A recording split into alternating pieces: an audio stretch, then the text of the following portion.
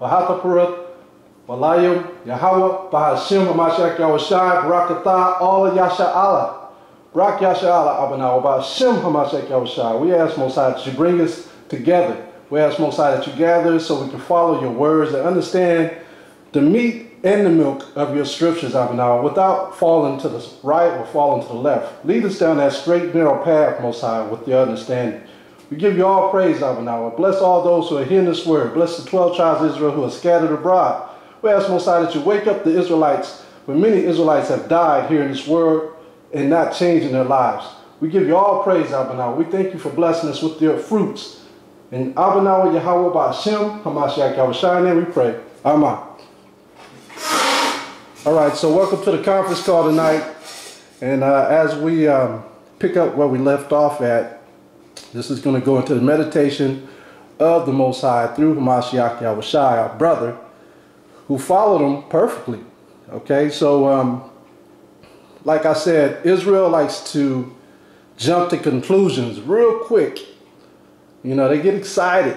Even when they speaking, you know, when we're speaking, a lot of times our goal is to retain someone's mind, okay? But we got to understand, in retaining someone's mind, we should be putting forth the real doctrine of understanding the laws, statutes, and commandments. Because when we don't do that, there's a lust that comes along with it, okay? And when that lust gets involved, and I'm not talking about a sexual lust, I'm talking about a prideful lust, okay? There's a prideful lust that comes in this too, when you're teaching your people the scriptures. So we have to understand that with that prideful lust could allow a window to be open for Satan to get in there. So we have to be careful how we push this word, man. And I've seen it with even the best speakers of Israel.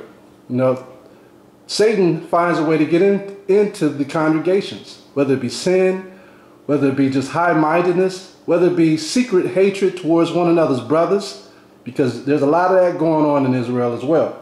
Okay? So let's go into the scriptures. Let's start off with Colossians chapter 3, verse 17. Hope you guys all have your scriptures, your Bible, pens, pads, apocryphas. And we're going to go to Colossians chapter 3, verse 17. And whatsoever we do, or whatsoever you do, in word or deed, do all in the name of Hamashiach Yahawashi, giving thanks to YAHAWAH, Abanawa, by him. Okay, everything's by the Father and the Son. Okay, and the sons and the daughters. We all make up a family. Okay, so Ephesians chapter 4 and 17. Let's go here. We're going to study out the New Testament and the Old Testament. And the New Covenant is really just showing us how to have faith and how to deal with Israel. That's what the New Covenant is all about. Learning how to deal with Israel. Because the Old Testament doesn't tell us really how to deal with Israel other than beating them over the head with the law, statutes, and commandments. Okay? But the New Testament is showing us how to peacefully deal with our brothers without getting mad. Okay? That's a big topic. Okay? Ephesians chapter 4, verse 17. This I say therefore, and testify in Hamashiach, that ye henceforth walk not as other Gentiles, walk in the vanity of their mind. Because, you know, the Gentiles, the heathen, you know, they walk whatever they think. That's what they walk in. They walk in the vain thoughts of their mind. Whatever they want to do, they do it. You see them right now. And our people are following that Gentile state of mind as well. Okay? Verse 18. Having an understanding darkened, being alienated from the life of YAHAWAH through the ignorance that is in them because of the blindness of their heart, who being past feelings have given themselves over unto lasciviousness, to work all uncleanness, with greediness. Okay, this is our people. But you have not learned Hamashiach. This is the big topic. Okay? We haven't learned Hamashiach. We have to learn his ways, or how he conducted himself during the days of the Roman Empire. Okay? Which was the first major empire in the whole world. Other than the Egypts and the Babylonians, the Romans conquered everybody. Okay? So we have to learn how Hamashiach conducted himself in that day and time to this day and time. It says, if so be that you have heard him and have been taught by him, as the truth is in Hamashiach Yahushai, that you put off concerning the former conversations, the old man which is corrupt according to the deceitful lusts. All right, and this is our people. We have a lot of lust, and the lust is, like I said, it's just not sex. A lot of it is bloodthirsty. Okay, being in this captivity, we see our enemies falling, and we already contemplate on how to take them down. We contemplate, based on reading scriptures, how the Most High is going to do it using Israel, but we formulate our own thoughts, how we're going to take down this man. Well, oh, when I get that spiritual power, this is what we're going to do. Oh, when we control things, they ain't going to be able to do this, that. We're going to brainwash their minds like the Manchurian candidate. Okay? We come up with all these things, but we got to understand the Most High said in Isaiah chapter 2 that his judgment shall rain down, and we shall watch it rain down. It's going to be his judgment. Okay? When he brought judgment on us, that was his judgment. Nobody created that. Esau thought he was creating it, but it was the Most High's judgment raining down on us with these diseases and plagues. That's the Most High's judgment on Israel. Okay? Verse 23. And be renewed in the spirit of your mind, and that you put on the new man, which after YAHAWAH is created in righteousness and true holiness. Wherefore, putting away lyings, speaking every man truth with his neighbor. Okay? For we are members one of another. Be ye angry and sin not. Let not the sun go down upon your wrath. We ain't supposed to be upset with our brethren. Oh, the brother came out with a new doctrine. We know this is blasphemy. Okay? We know the Most High is going to kill him today. No, the Most High still said that this brother got time to repent. Okay? We can watch a brother come up with a new doctrine and destroy the whole congregation of 4,000 or 5,000 people. We see it. All of a sudden, he just go off. Remember in 1 Kings chapter 22, the Most High sent a lion spirit into the mouths of the prophets. You think they knew what they was doing? No. That was the hand of the Most High on the left-hand side, putting that lion spirit in the brother. So a lot of y'all are witnessing that today. You're seeing great congregations fall, or great schools close, and new schools open. But if they're not following the law, statutes, and commandments, they will be destroyed. You will see the congregation break apart. You'll see schools close. Okay? It's called a weird, perverse spirit. That's what it is. It's perversion. Okay? All right, verse 26. Verse 25. Wherefore, putting away lying, speaking every man truth with his neighbor, for we are members of another. Be ye angry and sin not. Let not the sun go down upon your wrath, neither give place to the devil. That's the whole thing there. When you have lust, when you have perverse thoughts about things or different doctrines or new doctrines that you just came up with out of the blue, and there's anger involved and all this malice, Satan is right there. He's waiting for you to slip. All right? I've talked to brothers in the past who said, wait till I get my hands on Esau. I'm gonna do this. I'm gonna stick him with the alligators way in the back like he did us.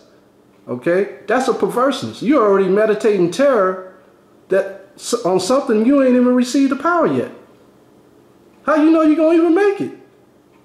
You know what I mean? We have the hope to make it, but it's like counting your eggs before they hatch. You don't know if you're gonna make it there. All it takes is 30 seconds for someone to run up on you, step on your toe, and you to be mad and start fighting. The next brother pull out a gun and shoot you. That's all it takes. 30 seconds. Your whole life could flip in less than 30 seconds. You would do something that you thought you'd never do in 30 seconds. All right? This is why you have to be careful with your tongue and the temptation of things that come out. It's called the heat of the moment. The heat of the moment, anything can be said. All right?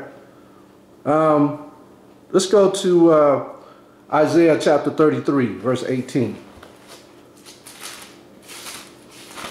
Isaiah 33. This is why we have to learn how to do like Hamashiach. He didn't get angry. I mean, he got angry, but he recognized when he got angry and he calmed himself down real quick. Yahushua could have did a lot of, he could have did a lot of damage. All right. And a lot of damage could have happened to him other than what was written in the scriptures. Isaiah 33 and 18. And the way Esau works, think about it. If Esau knew Yahushua was Yahushua, he would have killed all the disciples first and saved him for last. He would have tortured all of the disciples. Remember? Remember how when he rolled up and he tried to ask which one was Hamashiach? Had he not spoke up, they would have started torturing every disciple. They would have took everybody in. That's how Esau worked. Take the whole team in for questioning. But we have to understand that humility and not let that lust get in there, and that anger. Okay? Isaiah 33 and 18. Thine heart shall meditate terror. Now brothers see this and they take it to a whole nother level. See, we gonna meditate terror on the white man. It's not about that.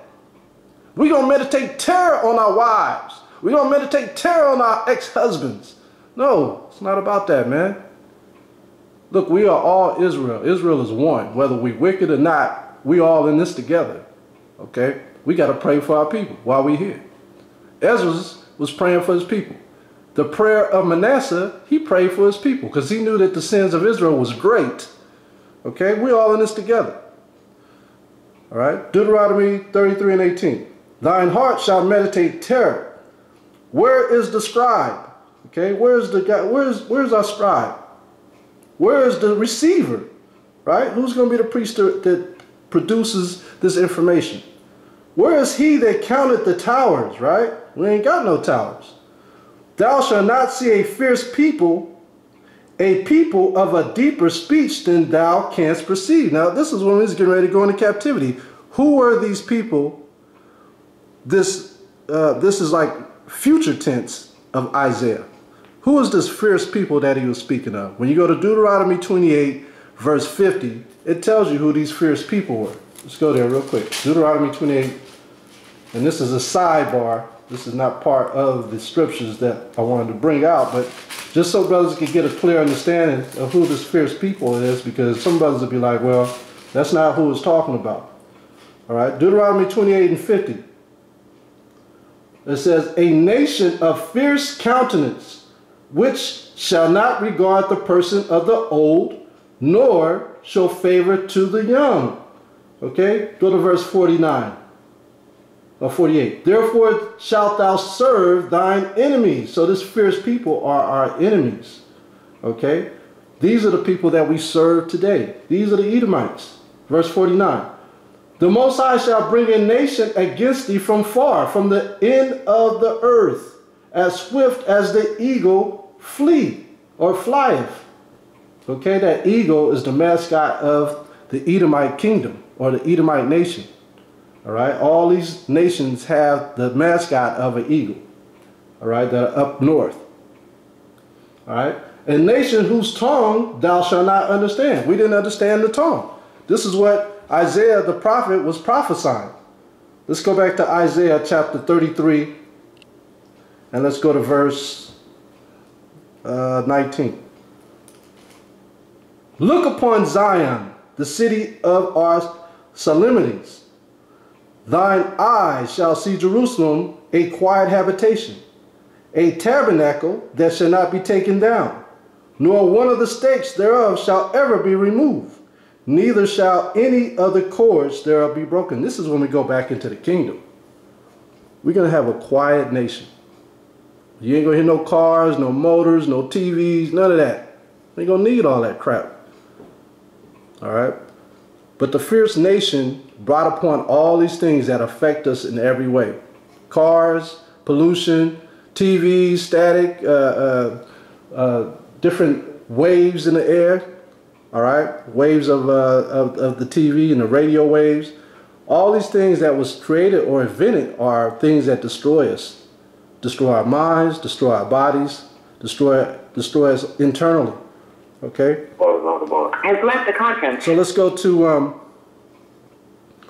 So as we read on through this, we see that Esau is that fierce people, and we know that there will be no more. So I mean, for us to jump on our high horses and clap our hands about Esau disappearing, that's one thing. We know the judgment of Esau. But to sit here and create thoughts in our minds, that's perverseness. Do we know that we are amongst our enemies? Yes. Do we plot and meditate terror? Only through prayer. We could pray about the things that Esau's doing. That's why Ezekiel 9:4 says, what does it say about the abominations done in the midst, that we sigh and cry? Okay, how do we sigh and cry? By praying to the Most High, telling the Most High, this is what I see down here, Most High. When are you going to do something about this? Okay, so we meditate terror by what? Prayer. That's how we do it, Akim. Not through vain speech. Okay, not through vain speech. Let's go to Psalms 23. It's easy to talk about what you're going to do to Esau through vain speech, or to any enemies that you may have. It's easy to talk about that. I can't stand this dude. I can't stand this chick. You know, I can't stand what my ex-wife is doing. I can't stand what my future husband is doing to me. You know, that's easy to do. Psalms 23:4.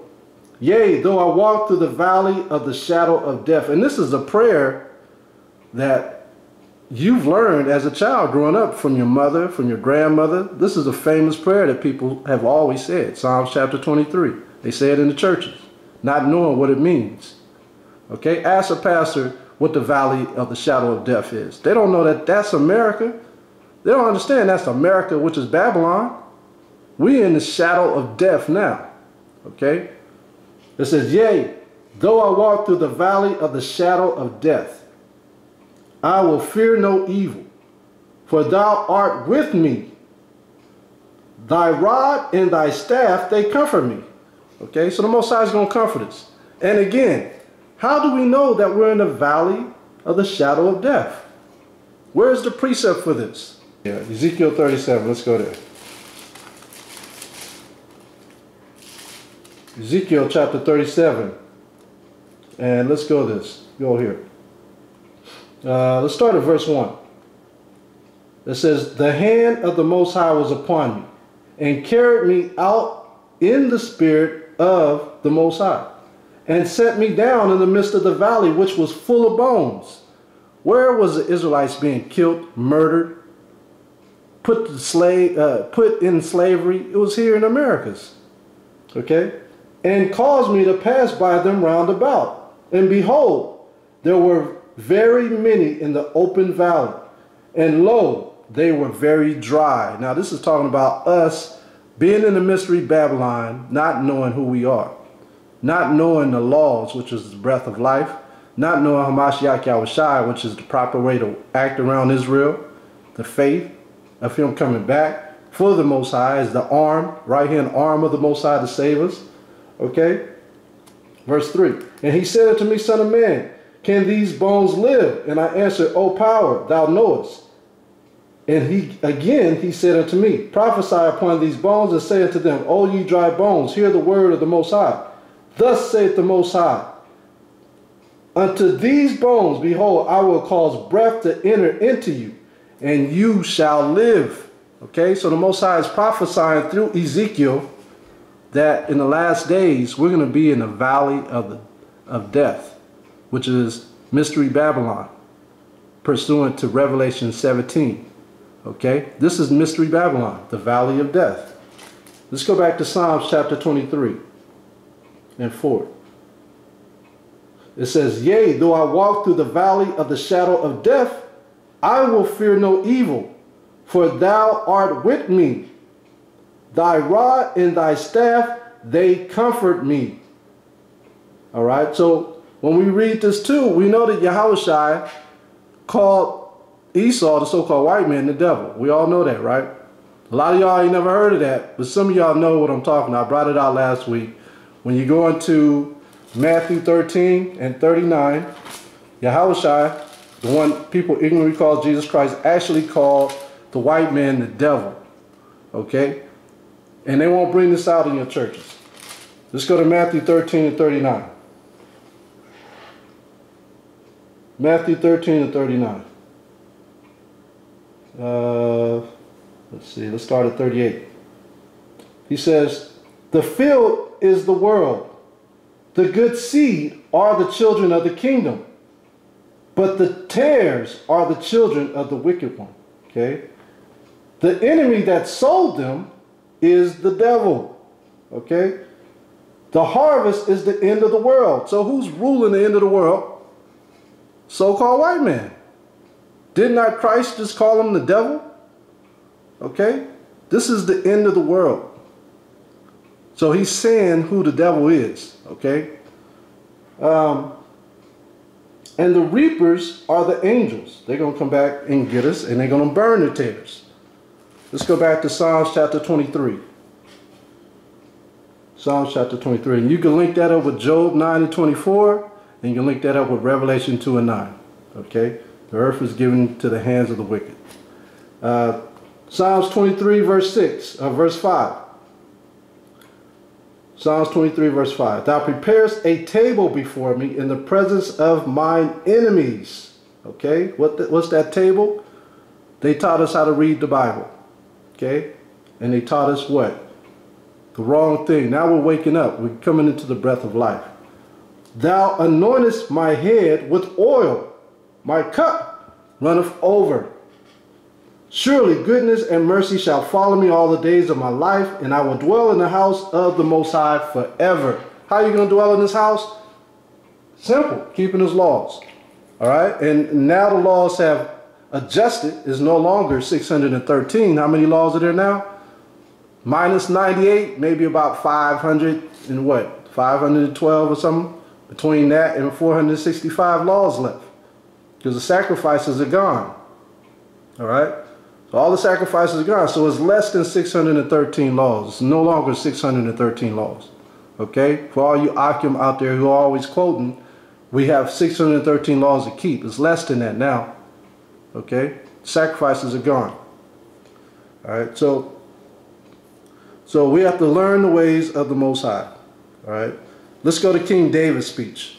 Has arrived. Let's go to Psalms 139. Psalms chapter 139. And listen to our king who was once on the earth. Listen to how he thought about the nations abroad. Okay? Psalms 139, and let's start at verse 19. And he says, surely thou wilt slay the wicked. O power, depart from me therefore, you bloody men. This is how some of our brothers taught today. We know when we look at these Gentile nations, we know that there's no life in them. They don't know the Most High. We know that their lives or their days are numbered on this earth. Okay? I mean, this is the truth. Their days are numbered. And we know that our days are about to be longer. You know, the Most High is going to extend our lives longer, like during the days of Adam. Okay? Verse 20. For they speak against the wickedly, and thine enemies take thy name in vain. Do not I hate them, O power, that hate me. This is King David. And am not I grieved with those that rise up against me? I hate them with a perfect hatred. A lot of people ain't never read that in the Bible. King David is saying, I hate these people with a perfect hatred.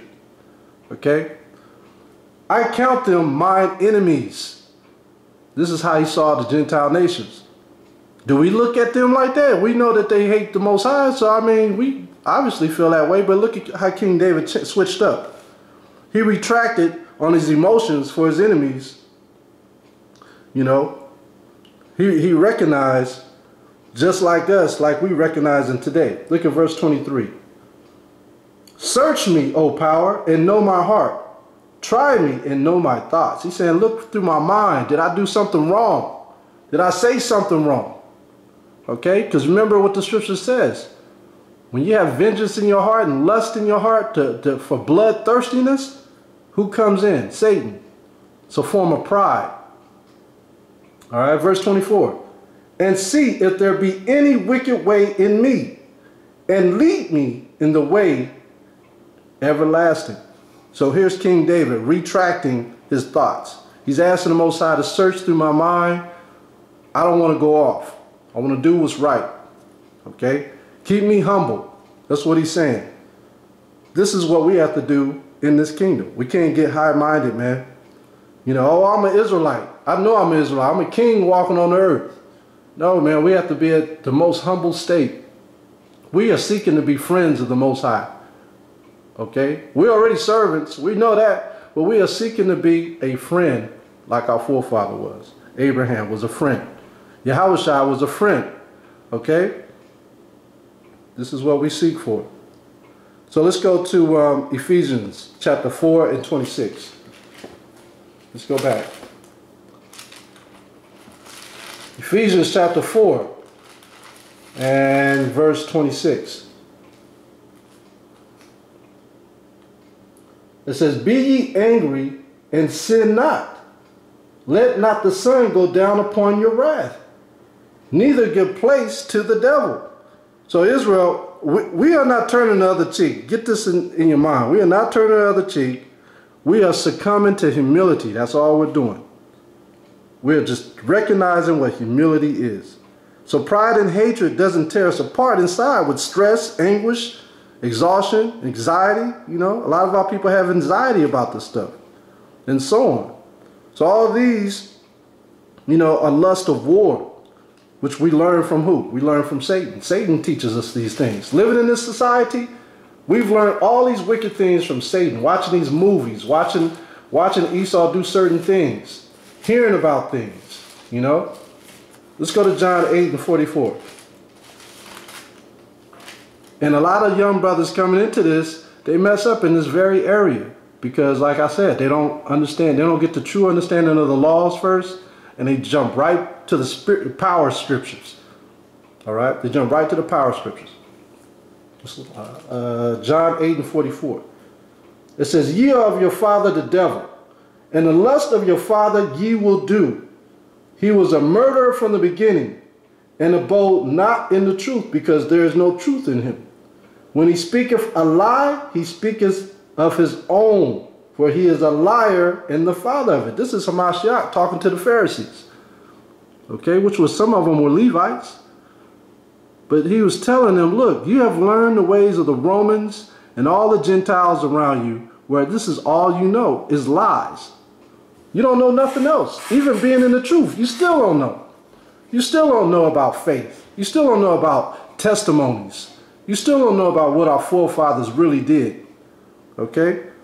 This is what we have to learn as a people, as leaders. I mean, all of you on the phone line right now are leaders, man. Y'all are all leaders for the people, to teach the people. Okay? And so this is our job. We have to learn what we have to do. Because when we're in this captivity, we have learned everything from our enemies.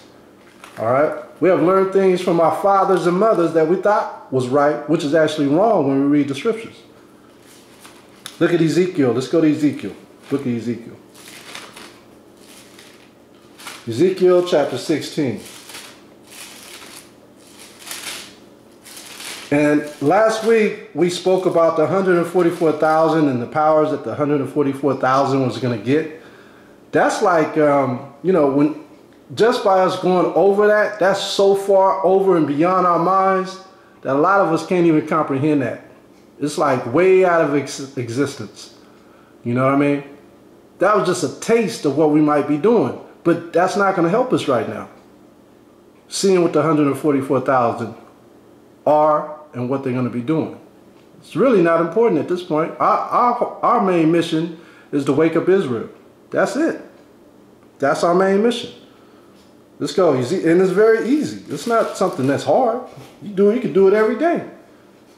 You know, I was talking to a brother today on seminary in East Oakland, and I went to Las Palmas Fish Restaurant. I ain't been there in years, old nasty fish, but I went anyways. I was hungry, so went and got some fish, and there's a brother whose store is right next door. He's an architect, and he also does paintings.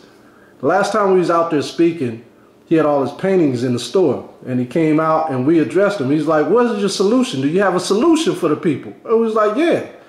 keep the laws, and follow Hamashiach Yahawaah back to the Father. That was the solution. So anyways, I ran up on him again today, and he didn't even recognize me. So I'm sitting there talking to him, just talking to him. He invited me in the store. I mean, a true Hebrew. That's a true Hebrew. Invite me into his office. You know, he didn't really recognize me. So I go in there, we just talking. And he's showing me his architect. He's showing me all the different things. And he says, do I know you from somewhere? I said, yeah, man, we the brothers is out there speaking 2 years ago. And he looks at me, he goes, you can see his eyes just get big, like, oh, wow. And he kind of stutter stepped in his delivery of the things he was talking about. I was like, man, it's okay. I said, man, we just like everybody else. You know? I said, we do this, we go out and we speak, but we just like everybody else. We got jobs, you know, we got families, all right? But we believe in the truth, and we believe in teaching our people about the truth. And so, you know, once I told him that, it was all good. But his whole delivery changed. Now he was talking about helping the people. Just that quick. But that's the whole point about talking to our people. We can't be so aggressive where we hate our brothers. You know what I mean? We got to still be able to talk to them. We got to still be able to show the humility of being Israelites. Okay? But the point is, the brother told me that all them brothers that was out there when we were speaking in East Oakland, in that particular area, are all dead. He said, man, remember all those brothers that used to be out here when y'all was speaking? He said, they all dead. That rung a bell to me. And I could have been cold in spirit saying them niggas or them brothers need to die anyway. I could have said that. But in my spirit, I had to remember, hey, that was Israel we were speaking to. They just didn't want to get it. You know? All I can say is have mercy on their spirits. You know what I mean? So, I mean, these are the things that we have to learn. We have to learn humility, man. We have to learn humility, especially for our people. Okay? Let's go to Ezekiel 16 and let's read 44. And this is an example of being in Babylon, or mystery Babylon, in America and all these other scattered places we are amongst the Gentiles. Verse 44. Behold, everyone that useth proverbs shall use this proverb against you, saying, as is the mother, so is her daughter. Y'all heard that saying before. But this is the Most High saying, look, so as you as the mother, so is the daughter. Now, why does he call this place the mother? Let's go to Revelation 17. Revelation 17 real quick. This is a sidebar just so you can see that the she is the mother. And let's go to Revelation 17 and verse 2. It says, with whom the kings of the earth have committed fornication, and the inhabitants of the earth have been made drunk with the wine of her fornication. Who is the her? Let's read verse 5. And upon her forehead was a name written, Mystery Babylon, the great mother of harlots and abominations of the earth. Who is the mother? Who is the she? Mystery Babylon. What is the wine? The philosophies, the exports, the imports, all the different vain things. That's the wine. False lies. That's the wine. Okay?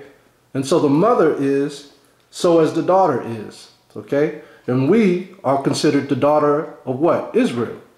Okay? Let's look at verse 44 again. Behold, everyone that useth proverbs shall use this proverb against you, saying, as is the mother, so is her daughter. Thou art thy mother's daughter, that loveth her husband and her children, which is Satan is the husband. And thou art the sister of thy sisters, which loathe their husbands, which are all Satan's or deceivers, and their children. Your mother was a Hittite, and your father was an Amorite, because the Hittites and the Amorites were wicked in their ways of following who? Satan, or Dubal, or Baal. Okay? And thine elder sister is Samaria, Remember they called YAHAWAH a Samaritan? Did he say anything back to him? No, because he knew that Israelites were there and they were following the mother of Samaria. Okay? The Samaritans were Ethiopians and the Israelites were dwelling amongst the Ethiopians. It says, she and her daughters that dwell at thy left hand, and thy younger sister that dwelleth at thy right hand, is Sodom and her daughters. All right, so now the Most High is calling us Sodomites. All these wicked things, this is what we are. Now check it out. Verse 47. Yet hast thou not walked after their ways, nor done after their abominations, but as if they were a very little thing. Y'all think this is a little thing. Thou wast corrupted more than they in all thy ways. So we are worse than them. You ever see a homosexual Edomite or a homosexual Chinese Moabite, and then you look at a homosexual Negro? The Negro is flaming more than both of them. Okay? He's a bigger sodomite than all of them. Look at all the sodomites they have on TV that's running their shows. RuPaul, that's one. You got a whole bunch of them, man. These are all sodomites. Okay? Verse 48. As I live, saith the Most High, thy power, Sodom thy sister hath not done, she nor her daughters, as thou hast done, thou and thy daughters. Behold, this was the iniquity or the evil of the sister Sodom. Pride, fullness of bread, and abundance of idleness was in her and in her daughters. Neither did she strengthen the hand of the poor and needy. And they were haughty and committed abominations before me. Therefore I took them away as I saw good. This is why when you read Revelation 11 and 8, he calls America spiritually known as Egypt and spiritually known as Sodom. Because we are here. We have followed the ways of the Egyptians and the Sodomites, which are devils. And these devils are teaching us how to hate one another. They've taught us already. It's already done. It's already a system. Okay? A system is already something in place. Look at how the Most High, everything is systematic. The universe is systematic. When you have a sprinkler system, that's systematic. Okay? You start a business. After a while, when it's up and running, it's systematic. Once the system is running, you can back up off of it and let it run. Esau has taught us how to systematically do these wicked things, and we are running at full pace. Okay? At full pace. So, I mean, there's a lot of things that we have to change. You hear it in a lot of brothers' doctrine. They'll be talking about the 144,000 or something, and they start talking about perverseness of sexual things in their doctrine. Okay? Why is that important? That's not really important for us to hear. We should all have wives. Okay? We should have wives and be concerned about what we do with our wives. All that secretive stuff. But that's the ways of Sodom. That's the ways of Babylon. Porn gets involved. When you've been conditioned to watching porn for a long period of time, then you wake up and you change your ways, and you haven't really changed your ways, and you start delivering speeches, a lot of times that comes out in your speech, in your delivery. And you see that with a lot of brothers. They're delivering speech of pornography. And you're sitting there getting enticed by it because you may have been in that same spirit. So when that brother's delivering it, you're getting caught up in it. You thinking this is a great speaker because he's talking about what's going to happen in the last days.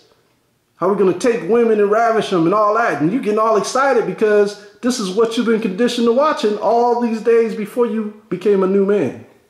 Okay? Perverseness. There's a lot of ways of being perverse. Okay? When pride and anger comes into play about the spiritual powers, you know, the Most High promises we got to lose that. You know, don't give place to Satan.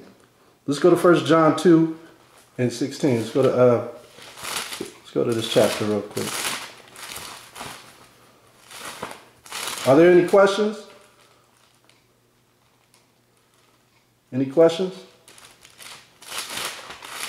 Okay. 1 John chapter 2, verse 16. For all that is in the world, the lust of the flesh, the lust of the eyes, and the pride of life is not of the Father, but is of the world. And the world passeth away, and the lust thereof. But he that doeth the will of the Father abideth forever. Okay, the Most High tells us not to covet. You got a woman, stick with that woman. Stay with that one woman. Okay? Whatever the Most High blessed you with, you stay with that. All right? But that lust could be many other things. Not just women. It could be many other things that you lust for. Okay? So the will of the Father is what? Having the behavior of Hamashiach and keeping the laws. 515 laws or less. Okay? This is what gives us a sense of peace. The Most High has taken all of our burdens on the back burner for us through one man, through one Hamashiach. Okay? That's what he did for us. Let's go to John 11:49. That's why he sent them. Yeah, one sheep died for all of us, which represented all of us. One represents all, right? Like I said last week, when you go into your job or your workforce, you represent all the Negroes, all the Latinos, okay, all the Puerto Ricans. You represent them, okay? So Hamashiach was that sheep. John 11, verse 49. John 11, and I'm going to read verse 49. And this was Caiaphas. He was a high priest. It says, and one of them named Caiaphas, being the high priest that same year, said unto them, you know nothing at all. Why was Caiaphas the high priest at that time? Because we rotated our priesthood. Okay?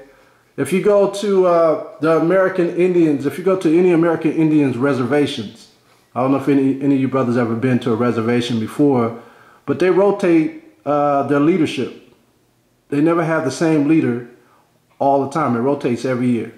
If they got a chief has left the conference. If they got a chief of police, they rotate that. If they got a chief of the fire department, they rotate that. You know, every year they rotate it. Okay. So it says, verse, where we at? 49. And one of them named Caiaphas, being the high priest that same year, said unto them, you know nothing at all, nor consider that it is expedient for us that one man should die for the people, and that the whole nation perish not. Okay? This is talking about Hamashiach, and he was prophesying, not knowing this was all from the Most High. And this spoke he not, and this spoke he not of himself, but being high priest that year, he spoke this not of himself. He prophesied that Hamashiach should die for that nation, and not for that nation only, but that also he should gather together the children of the Most High that were scattered abroad. So does it say that they're trying to bring in all the Gentiles? No. They're trying to bring in the two kingdoms of Israel that's been split. This is even in the New Testament. They're not here for all the Gentiles. They're only here for the nation of Israel, to make them one nation. Okay, I'll read that again. And not for that nation only, but that also he should gather together the children of the Most High that was scattered abroad. Okay, so this was the whole point of Israel coming together. All the nations of Israel must come back together in one fold. Okay, not all the Gentiles, not the Gentiles, but just the Israelites out of the Gentile nations. So Hamashiach left something behind, a new way to what? To understand our heritage. Not to condemn one another, but to what? Love all of Israel. We have become so cold-hearted that we seek the 2/3, or people who do not seek the Most High, death and destruction. This is not the way, or has it ever been the way. We're supposed to love one another. That's the whole mission of the scriptures unfolding before us in these last days.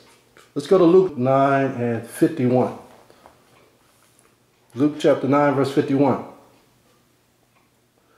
It says, and it came to pass, when the time was come that he should be received up, he steadfastly set his face to go to Jerusalem, and sent messengers before his face. Okay, in those times, they didn't have TV, nor did they have telephone.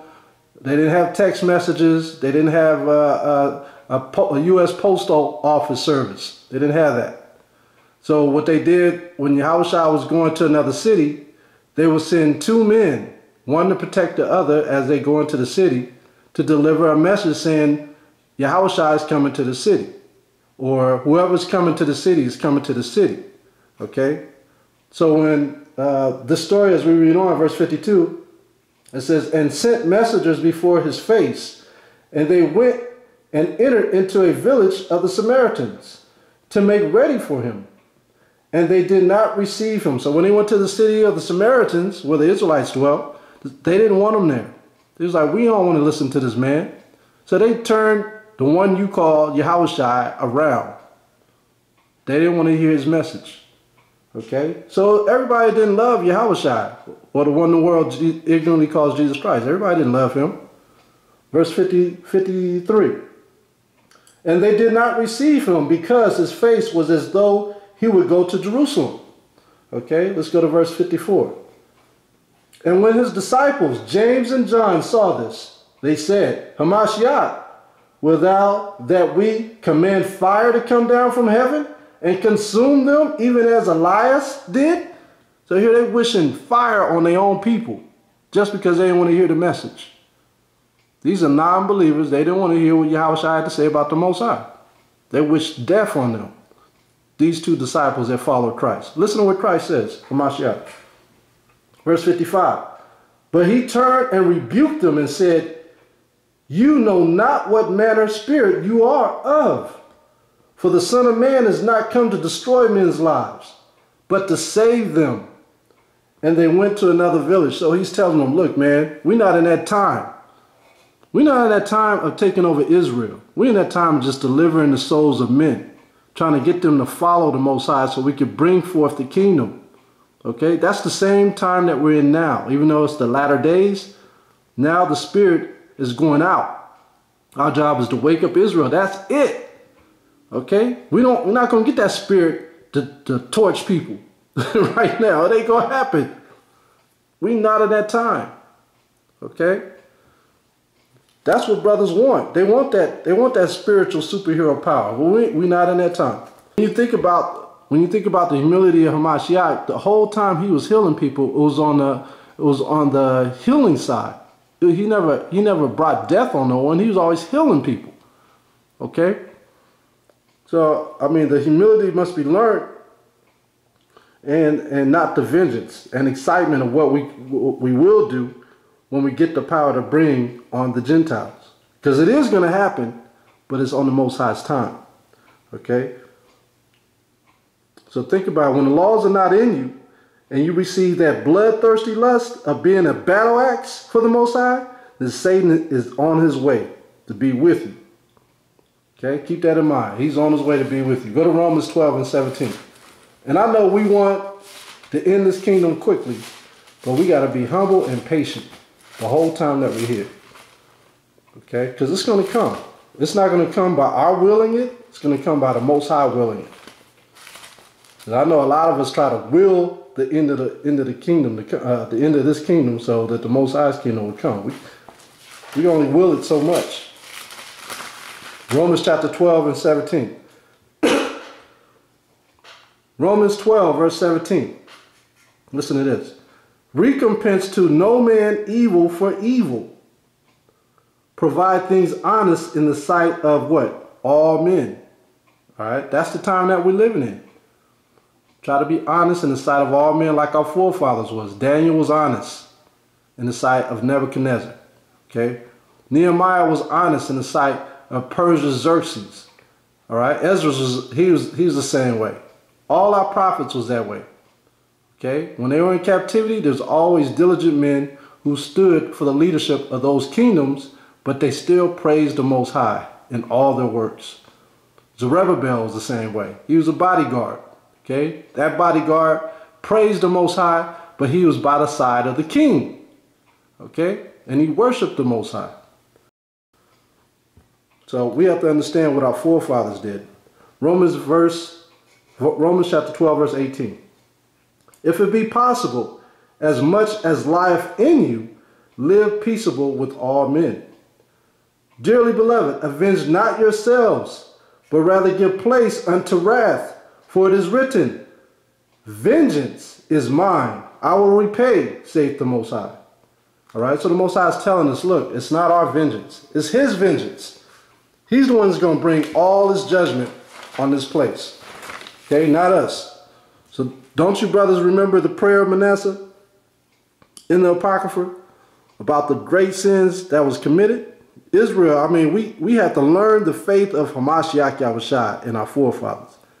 Okay? Let's look at men's perverseness from one nation to another nation. Let's go to Numbers chapter 22. Numbers 22. You all heard of Balaam before, right? Balaam wanted to kill Israel.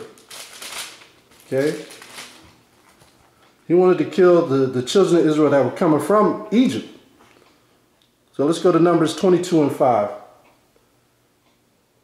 Numbers 22 and 5. It says, he sent messengers therefore unto Balaam the son of Beor, to Pethor, which is by the river of the land of the children of his people, to call him, saying, behold, there is a people come out from Egypt. Behold, they cover the face of the earth, and they abide over against me. So when we left Egypt, man, we was great in number. We were multiplying like crazy when you read Exodus. Okay? Verse 6. Come now, therefore, I pray thee, curse me this people, for they are too mighty for me. Perhaps I shall prevail, that we might smite them, meaning kill them, and that I may drive them out of the land. For I wot that he whom thou blessest is blessed, and he whom thou cursest is cursed. So here's Balaam thinking that the Israelites are cursed because they was in what? Captivity. This is how the other nations are going to perceive us when we leave this place. They're going to be like, this is a cursed people coming out. Let's take them out. But they're not understanding that the end of Esau's power is over. 2012. I always say 2012 because that's when the Aztecs came out with that new era, the new age change. The new age is the end of the Gentiles. The Gentiles' days are done. Okay? It's over with. We're at the end of it. Okay? Let's go to verse... let's go to verse 21. Let's skip around. Let's go to 21. Actually, let's read 8 and 9. Okay?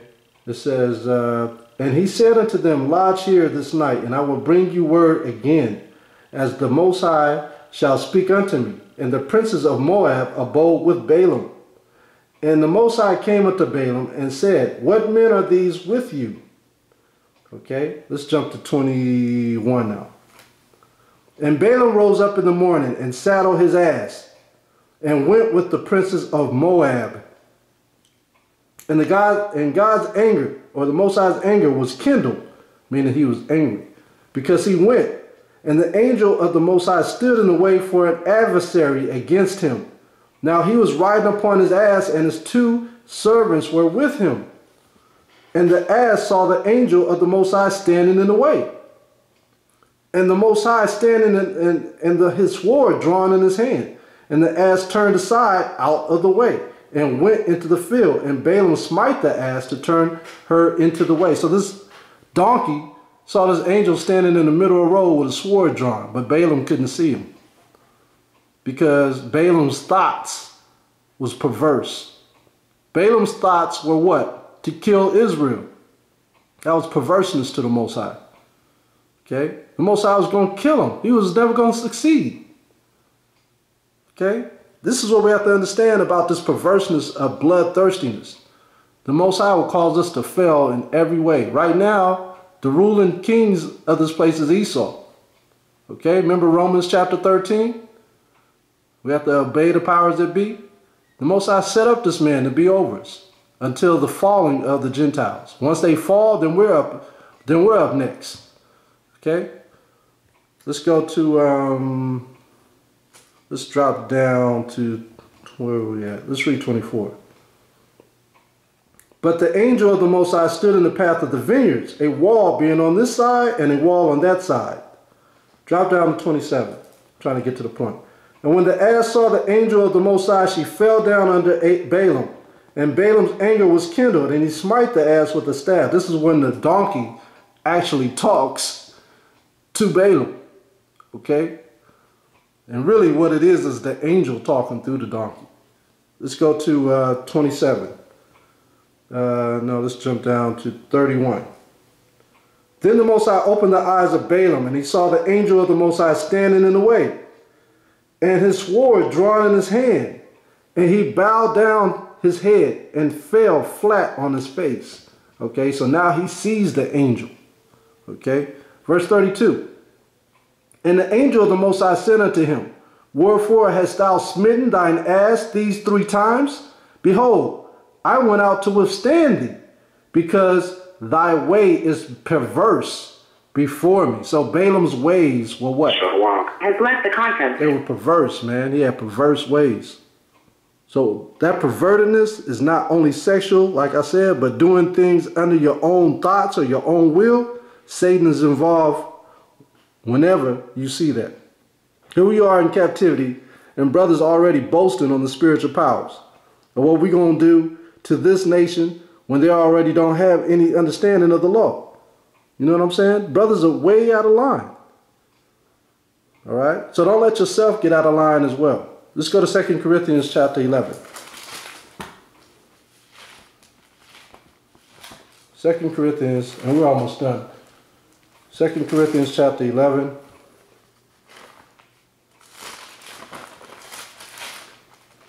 And let's go to verse 3. 2 Corinthians 11:3. But I fear lest by any means, as the serpent beguiled Eve through his subtlety, so your mind should be corrupted from the simplicity that is in Hamashiach. Okay, so what does that mean? Look at Israelites. A lot of brothers don't like reading the New Testament. They don't like reading it because, for one, they don't really understand it. They think the white man wrote it, a lot of them, but the Most High had this written based on the prophets' gospels or the disciples' gospels of Hamashiach walking on the earth, and the Most High using him to wield the sword to teach Israel. This is what we have to learn. We have to learn not in the form of Christianity, even though when I say Christianity, the real Christianity is the Israelites who were called Christians, which is being like Hamashiach Yahawashi. But the new Christianity is Roman Christian, or Roman Catholicism is what they call it. Okay, that's the new Christianity. So when we say we're not trying to be Christians, we're talking about the Roman Catholicism, but we really want to be Hebrew Christians, okay, or Hebrew Israelites. We were always Hebrew Israelites. People were calling us Christians, which was a derogatory name. We were Hebrew Israelites, okay? So we have to understand that through the perverseness of not following or loving our brothers, this always falls upon our minds. We get angry for being in captivity. We get angry because we get the truth and the knowledge of who we are. The wisdom of this world we see through the eyes of the truth is wickedness. And so we fight against it, okay? We have to understand it so we can wield our sword through it. A lot of y'all minds are just corrupted. You know, we have to think on our ways, Israel. Yahawashi said his ways are of the Father. All right? Look at Matthew 11 and 28. Matthew 11 and 28. Matthew chapter 11, verse 28. Come unto me, all you that labor and are heavy laden, and I will give you rest. That's the whole part about it. When you come into the truth, the Most High is relaxing your mind. He's allowing you to rest through all the seriousness that you're going through. All the problems that you're dealing with, the Most High is giving you rest. Okay? You shouldn't be angry and then have to deal with personal things in your life at the same time. The Most High gives you, whenever you come to the scriptures, it should relax your mind. You should be at rest. Verse 29. Take my yoke upon you and learn of me, for I am meek and lowly in heart. And you shall find rest unto your souls. Through Hamashiach Yahawashi, the way that he did things, he showed us how to be relaxed. Okay? Through this whole thing. He showed us how. Verse 30. For my yoke is easy and my burden is light. Okay? So the Most High is telling us, by keeping His laws, we're going to have that burden, that yoke, no longer of this world. It'll be easy to deal with things. Just nice and calm. You know what I'm saying? Let's go to Isaiah 49. Let's show you another lightness about the Most High. Isaiah chapter 49. Isaiah 49 verse 5. Let's start at 5. Isaiah 49 verse 5. And now saith the Most High that formed me from the womb, to be His servant, to bring Jacob again to Him. Though Israel be not gathered, yet shall I be glorious in the eyes of the Most High. Is Israel gathered? It's not gathered. So the Most High still wants us to teach Israel. It says, in my power shall be my strength, or what? My rest. My power shall be my rest. And He said, it is a light thing that thou shouldest be my servant, to raise up what? The tribes of Jacob. He said, that is a light thing too. That's a light thing to wake up our people. And to restore the preserved of Israel. I will also give thee for a light to the Gentiles, that thou mayest be my salvation unto the end of the earth. Okay, so listen, Israel is the only one that's going to be saved. The Gentiles are going to be delivered. Understand? The Gentiles cannot be saved. They can only be delivered. Who are they going to be delivered by? The Israelites. Who are the Israelites going to be saved by? Hamashiach YAHAWAH. Get that through your minds. No one can save the Gentiles. They can only be delivered from what? The flames, when Israel gets that power. Right now, we are working our way to learning the Most High's laws and who we are. Okay? So we follow Hamashiach while doing this. When the Most High brings the vengeance, trust me, or trust Him, He will keep us comforted. Okay? Men have a lot of problems with pride. When they want shiny things, you know, or vain things. That's why He say, take no thought in these things of the world. He said, take no thoughts of it. Let's go to Matthew 6 and 31, and we'll close out with this one. Matthew 6. Matthew chapter 6 and verse 31. Therefore take no thought, saying, what shall we eat? Or what shall we drink? Or wherewithal shall we be clothed? For after all these things do the Gentiles seek. That's what they seek after. What are we going to do tomorrow? What are we going to do the next day? All right? When are we going to do this? Okay? That's what the Gentiles seek after. It says, for your heavenly Father knoweth that you have need of all these things. But seek ye first the kingdom of the Most High and His righteousness, and all these things shall be added unto you. Take therefore no thought for tomorrow, or the morrow. For the morrow shall take thought for the things of itself. Sufficient unto the day is the evil thereof. All right? The day has evil. Every day you wake up, there's plenty of evil in that day. But if you take hold of the Most High's yoke, you ain't got to worry about dealing with any of that evil. The Most High see you through it. He see you through it every day. Every day you get up and you walk out your house, the Most High is blessing you through the day. The evil's all around you, but you're still going through it. So you just got to trust on Him. All right? Are there any questions concerning the lesson tonight? Or any thoughts or any comments? I pray that the Most High bless all you brothers and sisters who are listening on the conference call tonight. Those who are watching this on YouTube. Those who are watching this on other devices. I ask that the Most High bless us all and that we come back together. And beware of false doctrines, Akim and Akwats. And just maintain your way by keeping the Most High's laws, trusting in Him, and He'll see us through. All right? Any other questions, comments? Right. Hallelujah and bow John. Good. But I just want to say hallelujah and great lesson. Go ahead, officer. No, I was just, like YAHAWAH was saying, so, brothers, man, gotta keep these laws, man, because, you see a lot of things that the Most High is doing, that we see in the world. The Most High is turning up.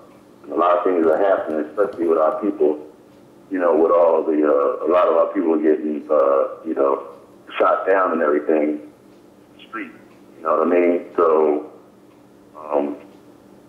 we are going to see these things, but, the thing about that is that, there's nothing we can do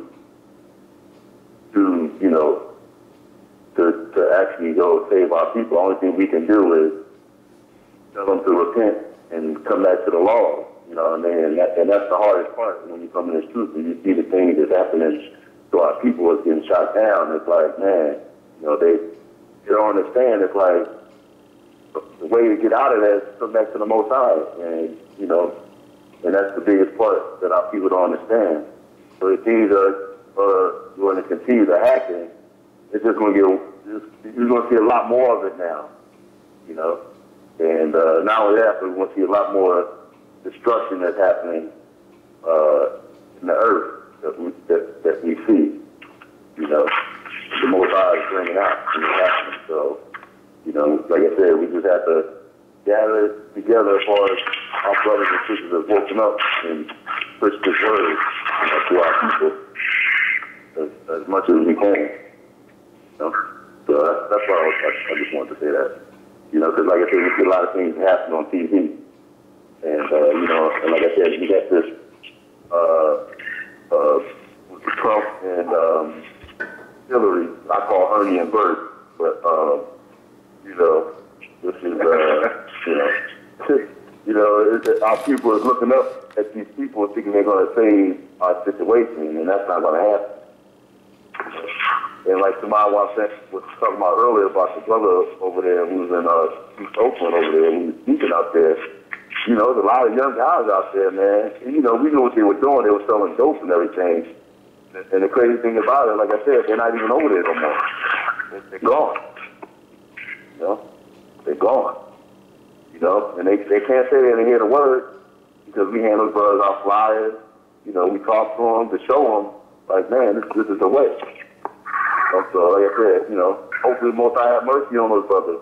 That's all we can do, So that's all I want to say. John, that's. Hey, this is Benny. I want to share something. Hey, Shalom. Go ahead, good to hear you. Hello? Shalom, brother. Shalom. Hey, yeah, so I guess around the beginning of the month, we were down in Atlanta visiting some family, and they got a lot of family in Atlanta, so we were down there hanging out. And one of my cousins, she had a question for me. She said, I see your post on Facebook, and you're always putting these things up about, it makes me, she was basically talking about, religion. I said, well, I don't follow no religion, and I didn't want to get too deep with her on it. I don't follow religion, but that is our book, and I tried to share with her about the Book of Remembrance and all that kind of stuff. She said, yeah, I know. She said, I know all that.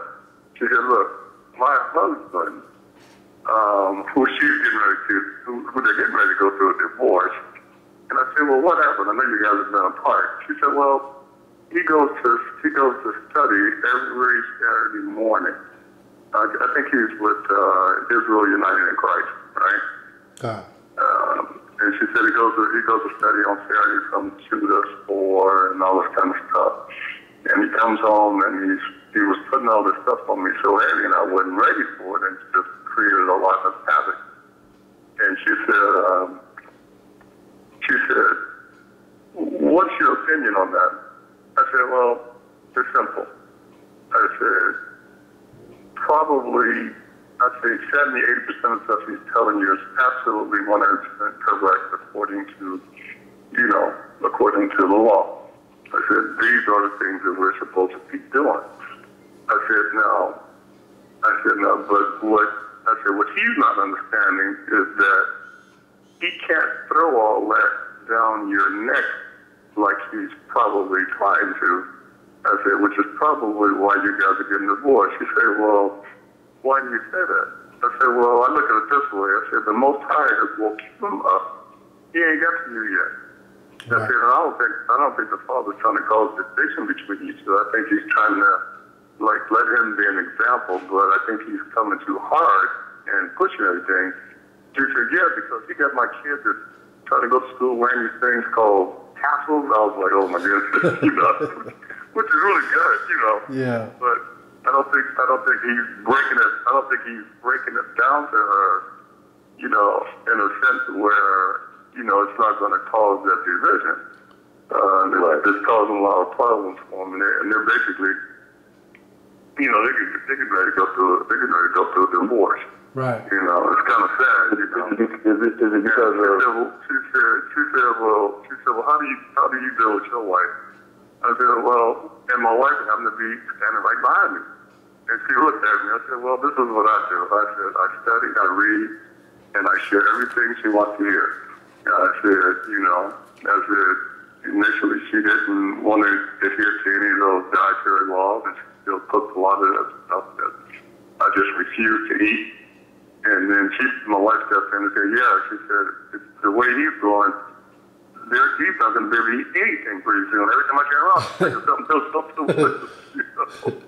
I said, well, that comes with knowledge. You know, you wake up. Right. What she was referring to was like all the burgers and all the sausages, because we know that stuff is brown. Right. They throw fat in, they throw blood, all kinds of stuff. So I don't mess with that anymore. And then I said, I don't try to force anything on her. I said, but I share with her everything. I try to share with her. She said, yeah, sometimes he talks so long, he'll shake me and wake me back up so he can finish what he's saying.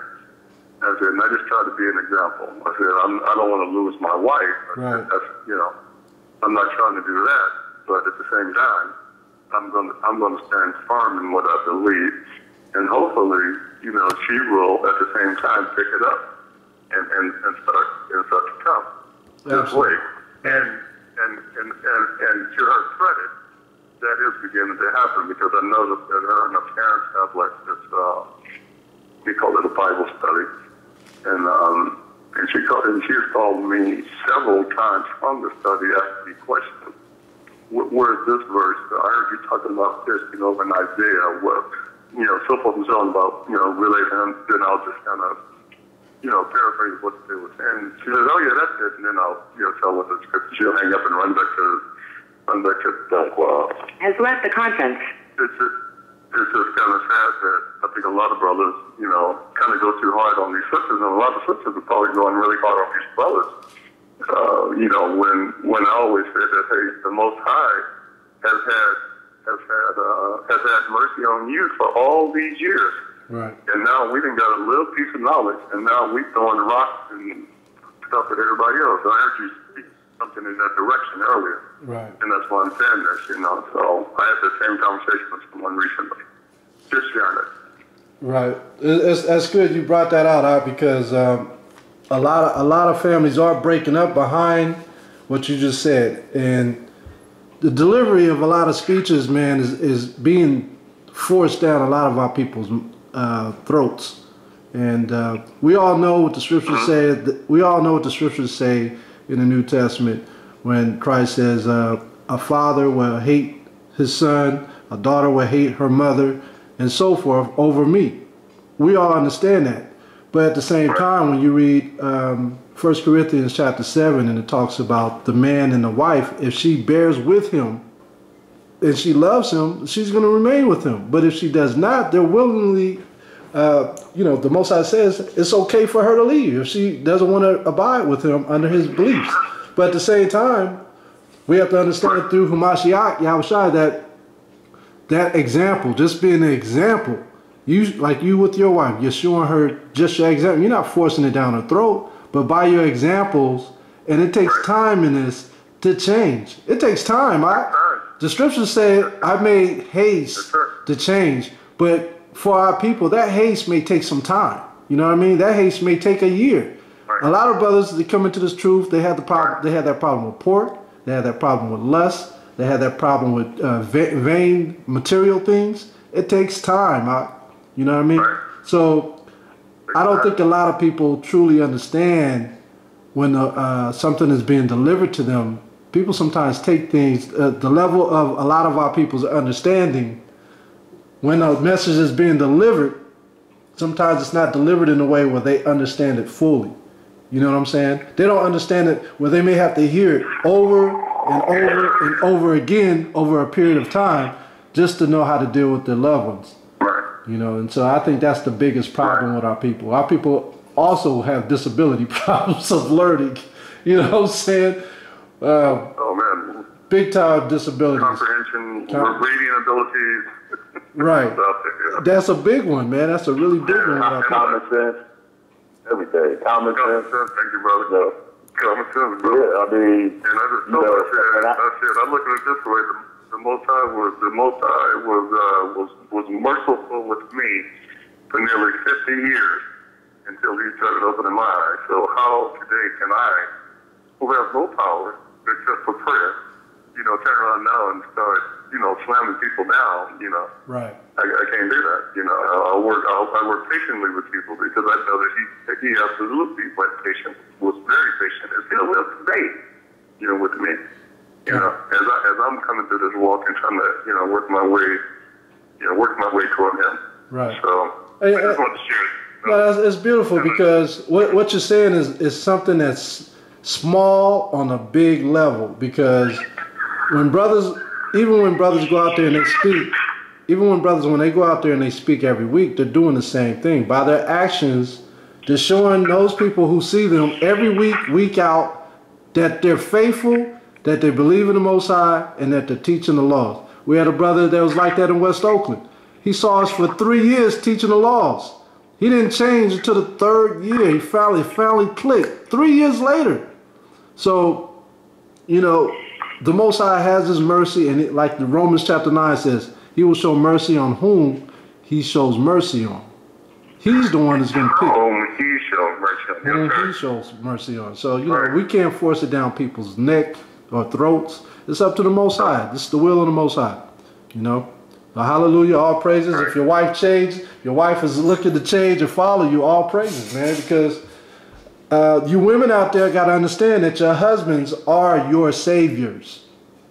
Okay? The men or the husbands of these families are your saviors. Hamashiach Yahawaah is the savior of the men. When you pursuant to Ephesians 5:22 and 23. Okay, you have to understand. When the Most High comes, He is coming to pull 144,000 men. And those men will be the kings over the earth. Feminism is not going to rule in the Most High's kingdom. Matter of fact, the Most High looks down on feminism. So you women better enjoy this time and get in line with the mercy, because when that time comes, when this kingdom switches over, if you have an ounce of feminism in you to raise up against a man, it's not gonna stand in the kingdom. Okay, it's not gonna stand, and that's just the honest truth.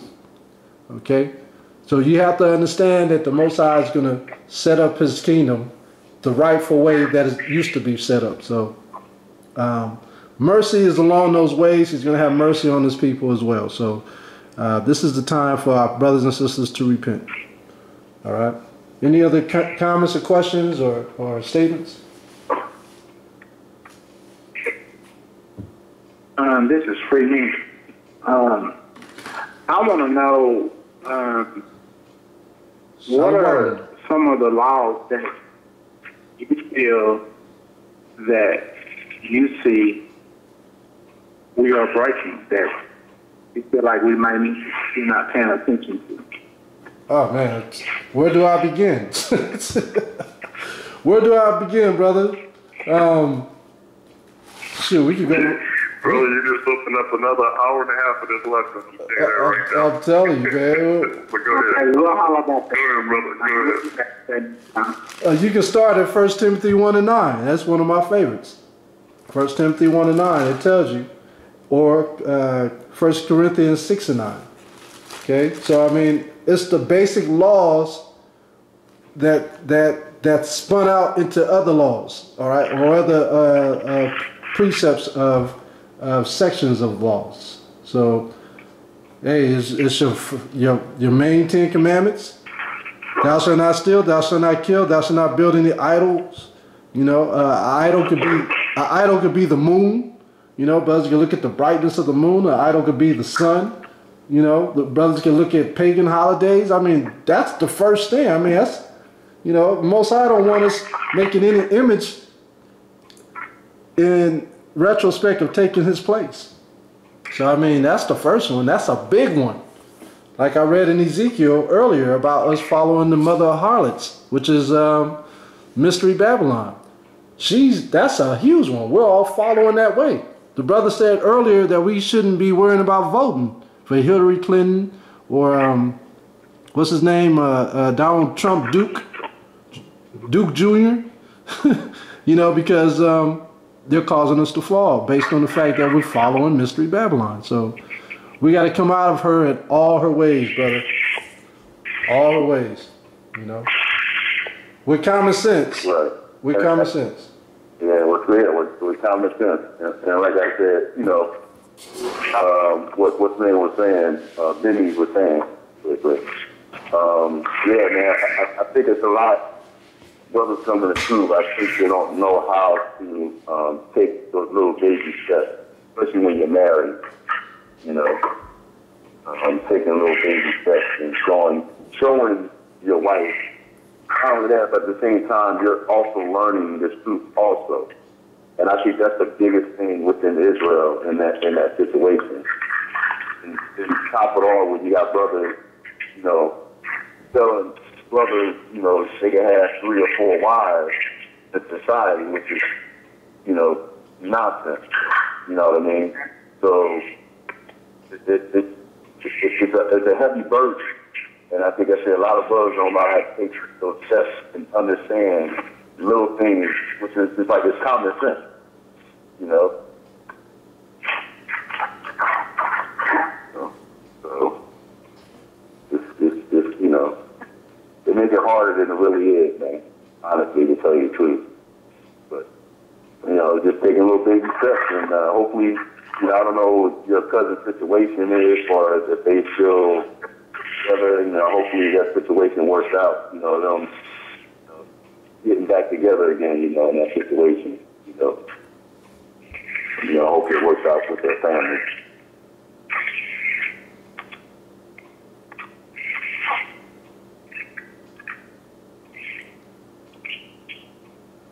All right. Are there any other questions or comments? You can get at me, free me. You can get at me anytime, brother. All right, but right on. We're gonna say shalom, and we're gonna close out. We're gonna say hallelujah, hallelujah, hallelujah. All praises to Abanawa, YAHAWAH, our Father in heaven, and our big brother Hamashiach Yahushua. We ask the Most High watch over us, and we ask that the Most High give us favor and good health and understanding in the scriptures and his laws throughout our lives, and to teach our people and our children. With that said, peace and blessings to Israel and destruction to this land of the heathens. Shalom. To be prince over my people Israel. I have been with you wherever you have gone, and have destroyed all the enemies in your path. I will make you a great name among the great ones of the earth. I will assign a place for my people in Israel. There I will plant them, and they shall dwell in their own land.